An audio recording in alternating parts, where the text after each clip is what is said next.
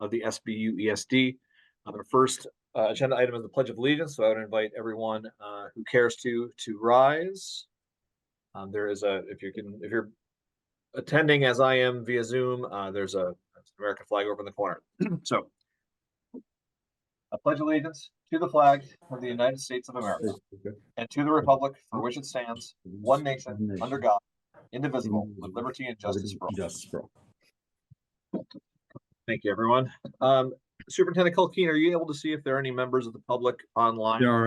They're on, and they only hear electronically. You, Scott, Kat, TV, and Renee and Richard. Yep, okay, so we can move on then to agenda item 3. So, Director Gordon, you had indicated you have an updated draft of the warning that you wanted to share with us. So the floor is yours. I do. And when would you like me to address the issues going on with the legislature and yield? Is that something that you wanted me to talk about tonight as well? So let's get to that under the chair's reports, if that works for you, and then we can we'll use that time to figure out what makes most sense moving forward. Okay. So on the warning,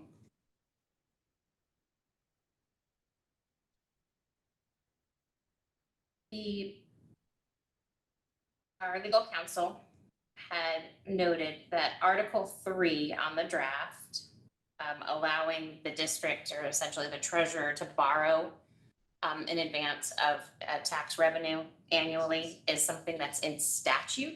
So we don't actually have to have this as an item on the warning. So his recommendation was to take it off. We know that a lot of people are used to seeing it and acting upon it every year.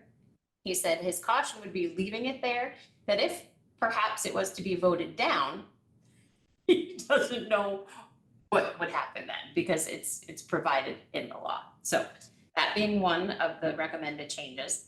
And then Article 5, which has been on here for years as well, he said is not actually an action item. It shouldn't be there, because essentially when that is being read, it is the informational meeting that they're having at the present time. So that shouldn't be there either. He wanted a grammatical change of moving the word further. So I moved it from warned further to further warned. A little bit of English here. So for voters to meet in their respective polling places, because we don't actually list the polling places until like the second or third page of the warning. So at least we're saying meet at your respective places, or we would omit or remove when the polls will be open. So that would be removed. And then I think he had a date change as well. He felt that this date here should be above the signatures. So I have moved that down here. So those were the proposed changes from legal. As I said, I do have a version which removes those 2 articles.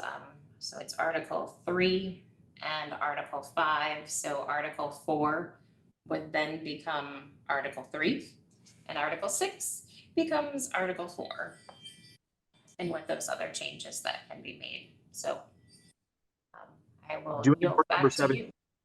Thank you. Any board members have any questions for Director Gordon about those proposed changes? All right, then I would entertain a motion then to warn the annual meeting as described by Director Gordon. So moved. Thank you, Scott. I missed the second on that. Glenn. Thank you, Glenn. So we have a first and second. Any further discussion on warning the annual meeting? All right, hearing none. All those in favor of warning the annual meeting in the way described by Director Gordon, please signify by saying aye and raising your hand. Aye. Aye. Aye. Any abstentions? I don't see any. Any no votes? I don't see any. So the motion passes. So thank you for that. The next agenda item is the SVSU report. Scott, if there's nothing pressing from your end, if there is, by all means, there's time allotted. But if not, I'd be just as happy to move on to the next agenda item. There is no report. The last time we got together was around the budget. Okay, very good. Thank you. So that brings us to the policies that we did not have an opportunity to address at our regularly scheduled meeting because we were trying to truncate things because of the weather. I have these two policies in particular, we've had a lot of conversation on. I think some of the sticking points for these two particular policies are emblematic of a larger, I will say, issue that this board has had in terms of moving policies through.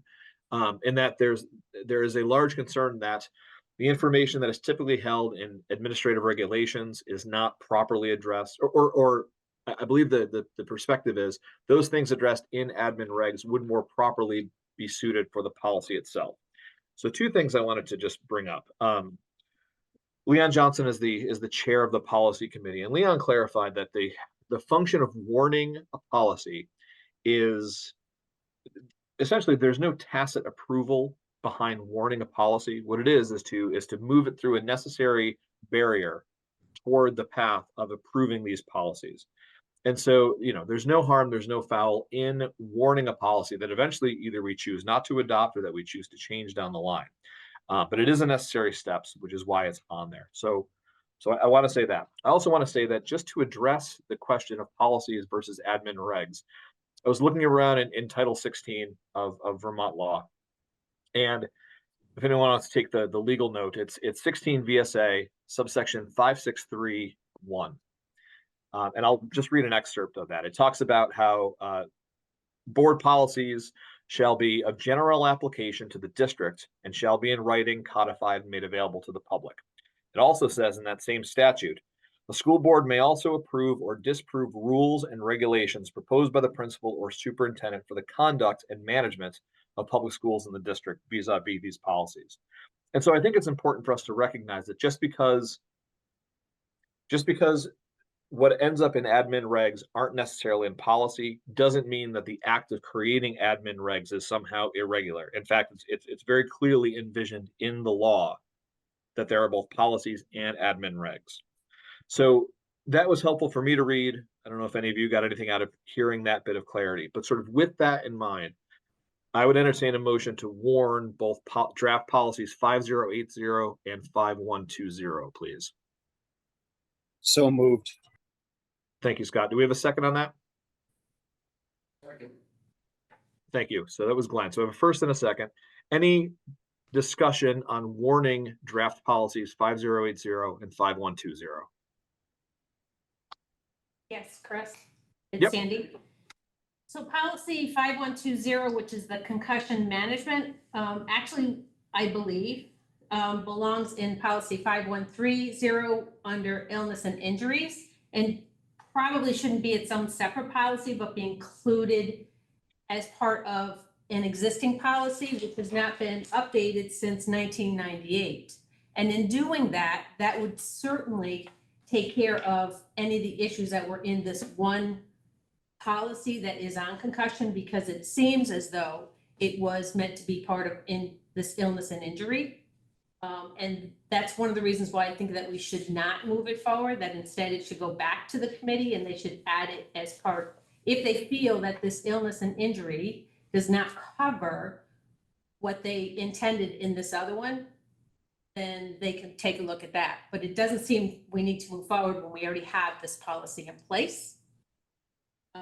So that's my first thought on the concussion management, where it should be under illness and injury 5130. The second piece that you're addressing is on the policies and the admin regs. And we actually have a policy on admin regs. It's policy 7195. And in that, it shares that the board will be kept informed of any proposed changes in admins or procedures. And I have been on this board for over a year and a half-ish, and I have yet to see an administrative reg come forward to the board, either in a packet or an FYI. So it makes me feel that if there are changes, we don't know them. If they have been written, we don't know them. So that is a conflict to the policy 7195 that was adopted way back in 01. So that's a while back. And so even though you're sharing that we could have this dress code and it will have or may have admin regs, you haven't seen the other admin regs. And Okay. And Mr. Johnson specifically said that he felt very strongly that our superintendent is already at his level of stuff to do, or, you know, that he is already, his plate is full. So to me, it feels like we should address this so that the public, our teachers, our families are all aware of the policies and that they're available to them should they need them. Yep, and I also recall Leon saying clearly that the, excuse me, the dress code needs of, say, an elementary school within the supervisory union could be very different than the dress code needs of the high school, for instance. And that the admin regs outlining what the specific code or very specific expectations are for each of the schools ought to be determined by the building principals and superintendents together. So, Sandy, I think your point is well taken about this board's, both in statute and in policy, this board's kind of stake in approving and setting admin regs. I think that is well taken. I do think we can move forward with the motion that's on the table, which is to warn these two policies, while also making it clear to the superintendent that we would like to be part of that process of approving those admin regs, again, as envisioned in the statute that I cited earlier. In terms of policy 5130 being out of date and potentially needing, or potentially being sort of the home for what's contained in the concussion protocol, I'm happy to bring it up to Leon as a policy that we can revisit. I know that's part of what he hopes to be doing, is sort of moving through and updating the old policies. Still, as it stands, this is the board that is holding up the adoption and being able to create the admin regs and being able to apply the concussion management and the dress code policy. And I would like to at least move through this first hurdle of warning these two policies, and then we can continue to have the conversations and we continue to fine tune things as we go along. I certainly appreciate that, and I don't mean to be the board that holds it up, but we do have a policy in place for the dress code. So we aren't holding anything up. It already exists. What the policy committee is asking is for us to change it. And that's the part that makes me want to stop and take a breath before we go forward.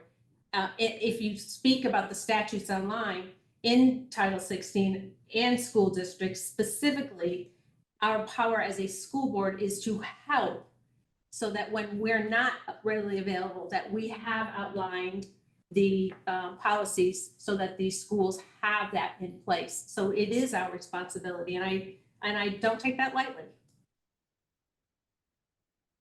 Any further discussion on the motion on the floor?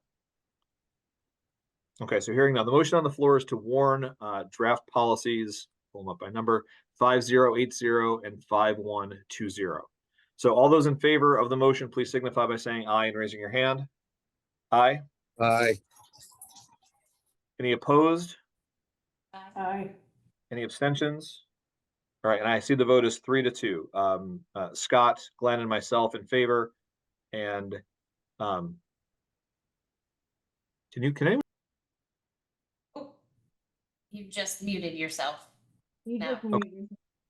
Gotcha. And so I see that it was Scott, Glenn, and myself in favor, and Susan and Sandy against, but the motion carries. Hold The on, next, Chris. Yep. Christelle did join. Oh, midway good. through that conversation, so I don't know how you want to handle that.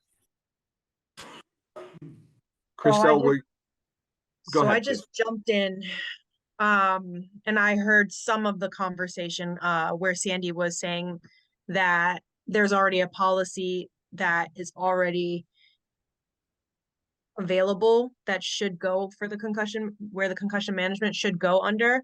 I didn't really hear the dress code one. I'm really sorry, guys. So I'll do my best to sort of summarize, but certainly, Sandy, if you think that there are pertinent aspects that I'm misrepresenting or not covering, please let me know. So we have two draft policies. So first of all, I reviewed the statute that sort of governs the creation of policy by school districts, as well as the creation of admin regs by superintendents with the approval of boards. Simply to state that statute envisions exactly the process that exists within our supervisory unit, which is for boards to pass policy and for the administration to then create regs. The piece that may be missing or that we haven't seen much of is the step whereby boards get to approve the admin regs. So that's a separate issue that was brought up as part of this, which we hope to see addressed by the superintendent.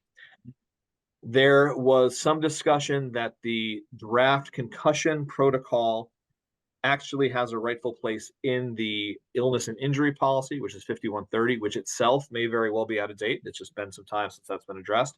And also that we have a dress code policy already in the books. My perspective was warning the policy is different than approving the policy, but warning the policy is a necessary gateway that we need to pass through.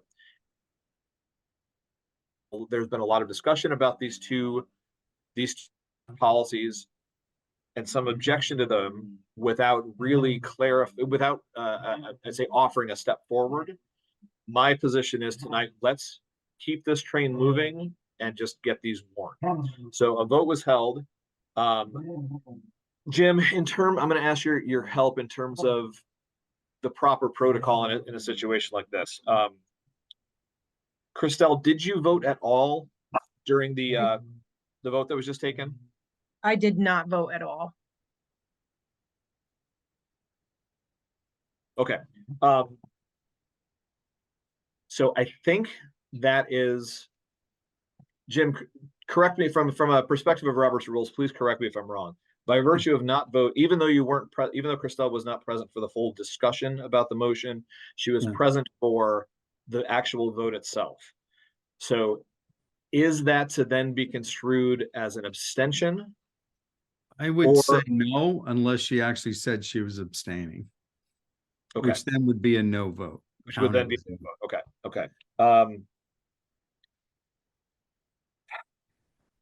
So I do know that Robert's I am not a lawyer or a so Robert's rule expert, you know. So one of the things that Robert's rules allows is to reconsider the question. And the only person, there's only a person. Prevailing side has to ask to reconsider, right? Yeah. And so as someone who voted on the prevailing side, just so that all of our board members are enfranchised throughout this process, I'm going to ask for the board to reconsider that vote.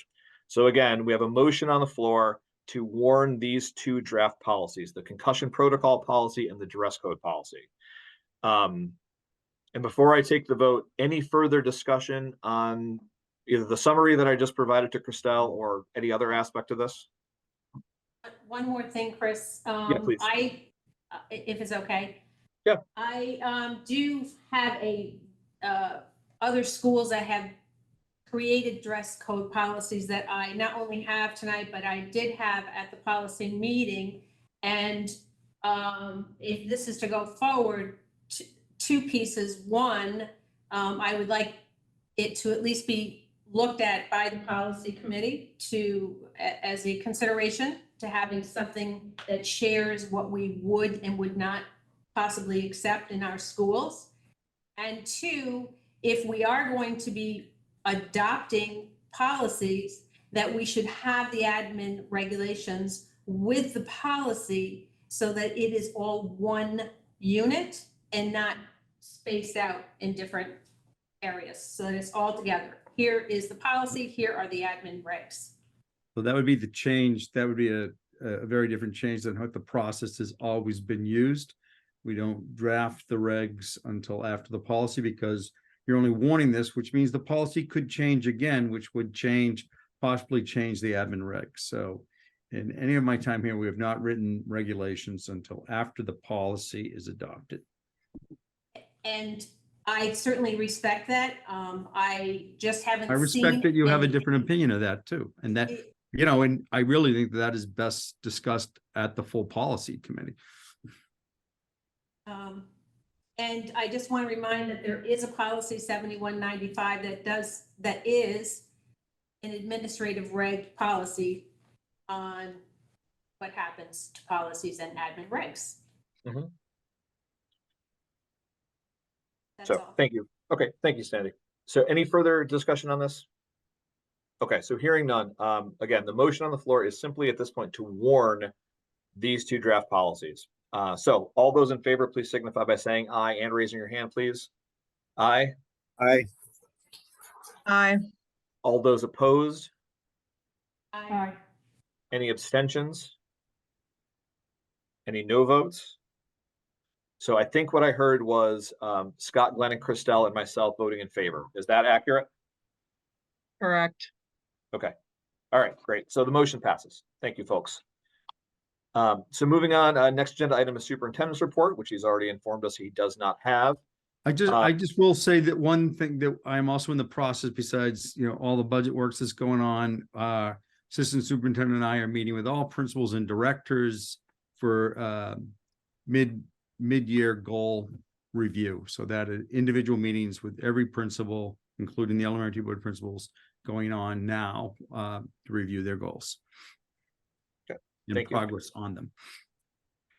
Next is the chair's report, and there's not much of a report. I will say, for those of you who had a chance to read it, our local rep to the Vermont School Board Association sent an email and forwarded a letter noting that there are potentially some legislative changes to the level of appraisal. And although the legislature is meeting tomorrow, I believe. So, Director Gordon, I'll offer you the floor if you are able to speak to how this anticipated change will affect this board and our district. That would be helpful. But again, if you don't yet have the information you need, just because the legislature hasn't met yet, we can certainly put that off till our next meeting. But I'll leave the floor. I'll give the floor to you, and you tell us what you can, please. Actually, Chris, I'm sorry. I was under the impression that the legislative body was going to be taking up or considering the yield and not the common level of appraisal. So I'm sorry, I misspoke, Renee. You're right. Okay, you're right. I okay. misspoke. So I was Thank like, you. yes. So if a couple of weeks ago, a week and a half ago, I guess, at the Vermont Association of School Business Officials meeting, the agency representative of the finance department basically announced that they were recommending a property yield different than what the tax commissioner had recommended. And that was because they knew it is evident now that the forecast that was used at the time, the December 1st, or it came out November 30th, but the tax commissioner letter came out. The forecast that was used for the grand list was too high. There was not as much growth in the grand list as what was projected. So therefore, that base needs to come down is what they're essentially saying. So what that does, if they were to drop that yield from the tax commissioner recommended 9,452 to the number that they presented to us of 9,171, that would be an increase in the tax rate varying by towns of between 2.2 cents and 2.5 cents, depending upon the town. And that is, keeping everything within your budget as it currently is. If you don't mind me sharing something just to kind of maybe help a little bit. Yes, please. So just to give you some visuals, this is a representation of what the education spending per weighted pupil has been for the last, well, actually since the SVUESD was formed. So you can see, we were on the increase, but this year, current year, 24, which is at the bottom here, this was basically recalculated for the new weighting system that goes into effect this year. So this is equalized pupils is the blue line. The orange line is now long-term weighted ADM.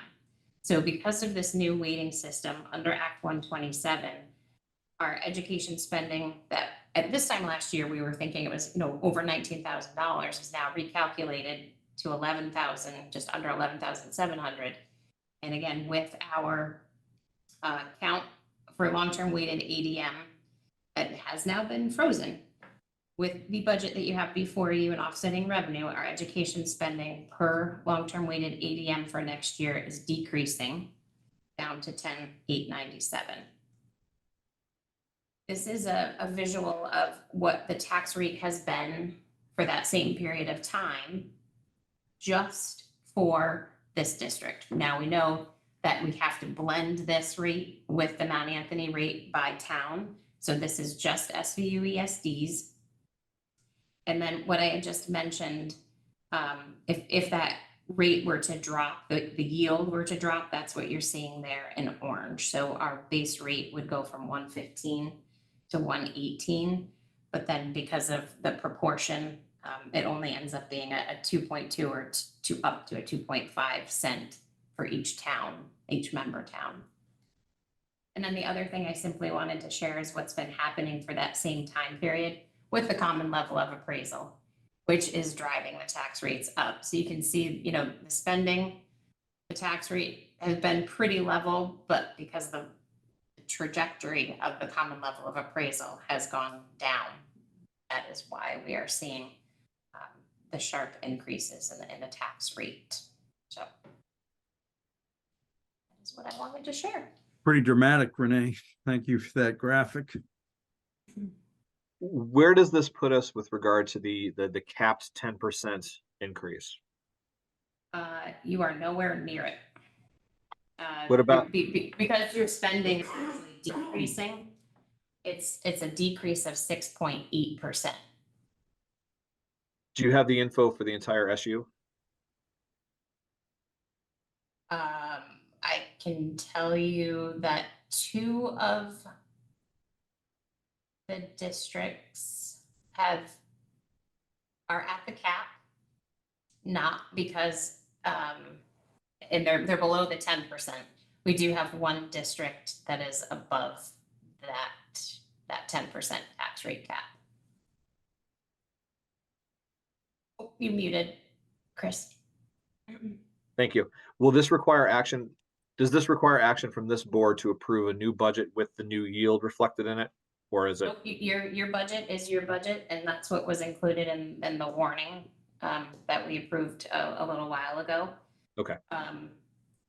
This is just, it's kind of, the budget is the starting point, and then all of this other stuff happens after it. So kind of out of our control. The only thing you can control is the spending. So in essence, this is all in live time, like in real time, like. Yes. Mhm. Okay. So what's happening with the legislature, in addition to the grant list forecast, you know, back in the fall being projected to be too high, I think the legislature has also caught wind that there are some districts that are below that 10% tax rate review cap. They're below that, they're also hitting that 5% cap. And because of that, they've been adding some funds to their budgets. And that was not the intent of the law. So I think that is what they're getting ready to evaluate. And perhaps any district that is at the 5% cap will then be subject to the tax rate review. So it's not the other way around. So I think that's what they're getting ready to take up this week. Concern is there won't be enough money in the ed fund, particularly with those districts that are adding spending. Scott, noting the time, do you have any questions before you need to take off? No, thank you. Okay. Do any other board members have questions for Director Gordon? All right. I will just add for anyone at home who might be listening or watching this, I believe you have until Monday to submit your petitions to get on ballots for any of the school board seats that are coming open. So if you have an interest, please take care of that. So I believe that exhausts our agenda. Let me just take a look. With the I don't know that there was a financial internal control document that was issued. Director Gordon, anything we should pay attention to regarding that? Nope, it's just required by statute that I provide that to the SU board annually. I presented it there, and then it just gets distributed to the member districts as an FYI. Thank you. All right, folks, I really do appreciate people coming together on an odd night like this to take care of the business that we had hanging over from 2 weeks ago at this point. So as we've exhausted our agenda, I would entertain a motion to adjourn, please. Chris, could I just add one quick thing? Sure. For those of you that are remote, if you could come in, I will leave the warning at the front desk for you to come in and sign. And if you could be here by the middle of next week, I'll take them over to Cassie for posting at the end of next week. Yeah, will do. Thank you. Thank All you. right, so a And motion we're to still adjourn. working on the talking point sheet. You know, I told you towards the end of January, we should have that. Once we have, Renee has been swamped. Katie's ready to go. She needs that information from Renee once we get all the budgets done. So we haven't forgotten about that. We have a draft of it and it's still coming. Thanks. All right. Have a good night, everyone. We're not ready yet, Jim. Somebody's got to move that we get out of here and someone has to second it. Motion to, I second it. Thank you. First and second, any discussion? Hearing none. All those in favor of adjourning, please signify by saying aye and raising your hand. Aye. Aye. Any opposed? Any abstentions? All right, motion carries. Thank you so much, everyone. Thank you all.